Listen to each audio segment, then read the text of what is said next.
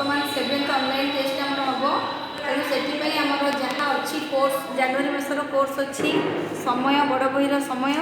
मानसांक बहीर शतकड़ा आउ बड़ बहीर अच्छी पाठ 4 प्रतिसम चित्र ए विषय में आगुरी पढ़ी मु तथापि आउ थे परीक्षा जेहेतु अच्छी से पढ़ाऊँगी परीक्षा ऑफलाइन हम तेणु आम जाना प्रतिसम अक्ष क्या कहवा प्रतिसम अक्ष आम क्या कहवा गोटे गोटे हूँ प्रतिसम चित्र आ गोटे हूँ प्रतिसम अक्ष तेणु ए प्रतिसम अक्ष आम क्या कहवा ना आम दुईटी चित्र नवा दुईटी चित्र को जदि आम गोटी को अन्य उपरे थोईदबा ताहले जदि ता संपूर्ण रूपे मिलीजिव ताहले सेही गार को आम कहवा प्रतिसम अक्ष बुझेला आ गोटे हूँ प्रतिसम चित्र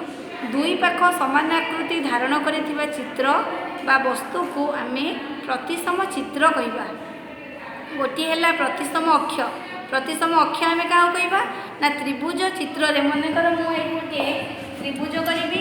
ए त्रिभुज को मु समान दी भाग में समबाहु त्रिभुज कली आपको मु समान दी भाग में विभक्त कर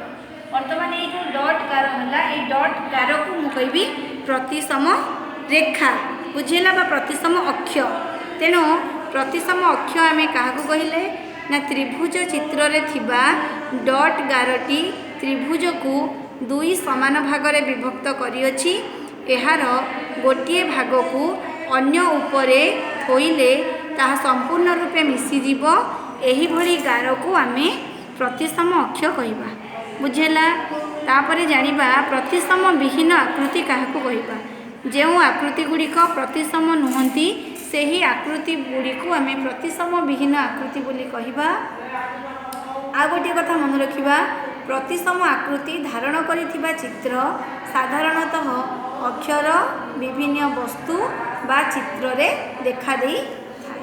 बुझेला तेणु आमर वर्तमान केते गुड़िए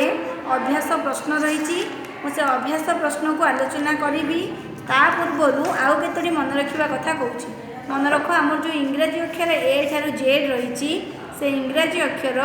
ए ठारू जेड भितर ए capital A E H X ए अक्षर रही तेणु ए आउ अक्षर रही तेणु एथुरु मन रखिबा कैपिटल ए आउ कैपिटल ई ये दीटा जाक अक्षर रे केवल गोटे मात्र प्रतिसम अक्ष संभव आउ इंग्राजी अक्षर एच आउ एक्स एथिरे केवल दीटा प्रतिसम अक्ष संभव अर्थात से चित्र को आम समान दी भाग कर दी प्रकार कर बुझिपारे आउ मन रख जो आकृति गुड़िक प्रतिसम नुहे से ही आकृति गुड़िक आम कौन कहवा ना प्रतिसमता विहीन आकृति बोली कहवा आउ ओडिया अक्षर को ओडिया अक्षर रे हमर प्रतिसमता अच्छी ना मन रखिबो हमर ठ आउ प ए दीटा जाक ओडिया अक्षर रे प्रतिसमता रही एच रे डैश टी प्रतिसम अक्ष सृष्टि होई पारिबो एच रे दुईटी प्रतिसम अक्ष सृष्टि होई पारिबो डैश इंग्राजी अक्षर टी प्रतिसमता विहीन तेणु आमर एफ इंग्राजी अक्षर जो कैपिटल एफ रही आपको आम प्रतिसम विहीन बोली कहीपर मन रख मनकर प्रतिसमता आम विषय कहे प्रतिसमता अर्थ कौन मुझे यहाँ गोटे अच्छी वृत्त आपको समान दी भाग एमती भी करें एमती तेणु मन रख वृत्तर प्रतिसम अक्ष रहीपर केतोटी ना असंख्य रहीपर बुझेला तेणु आउ गोटे मुझे ये गोटे चित्र कर आर अन्य प्रतिसम चित्रटी केमी हम ये एपटे जोड़ी पार बुझेला तेणु यह हूँ आमर प्रतिसमता कथा गला आउ देख ए मु ए को केमी दिभाग करी कैपिटल अक्षर ए अच्छी आपको मुझे डट कले समान दिभाग है मुझे ई अच्छी कैपिटल ई आपको समान दिभाग केमती कर अच्छी कैपिटल ई मुझे समान दिभाग कर बुझे बर्तमान देख आम एच आउ एक्स ई रोटे प्रतिसम अक्ष अच्छी दीटा ए आउ ई रोटे प्रतिसम अक्ष अच्छी एच एच अच्छी आप समान दिभाग एमती करमती कर एच प्रतिसम अक्ष हूँ दीटा बुझिपारे आउ गोटे कथा रहा एक्स यहाँ एक्स को आम समान दिभाग एमती कर आ गोटे भाग एमती कर तेणु एच रो प्रतिसम अक्षर होउची दीटा बुझिले। तापर आमे हमर जो रही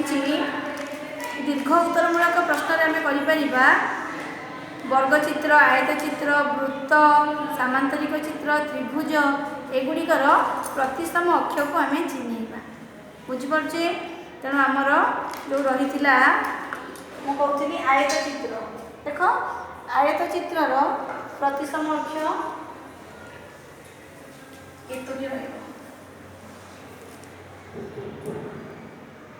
गोटे आयतचित्र हम तेणु बुझिपारे। तेणु आम से भाग में वर्गचित्र को आम सामान एमती बुझे ठीक अच्छे। तेणु आज आम कालांशटी को ये रखा तुमपाई आज HW हूँ प्रतिसम चित्रर अभ्यास प्रश्न उत्तर करवा बुझिले। तेणु आज कालांश को मुझे रखुच्छी।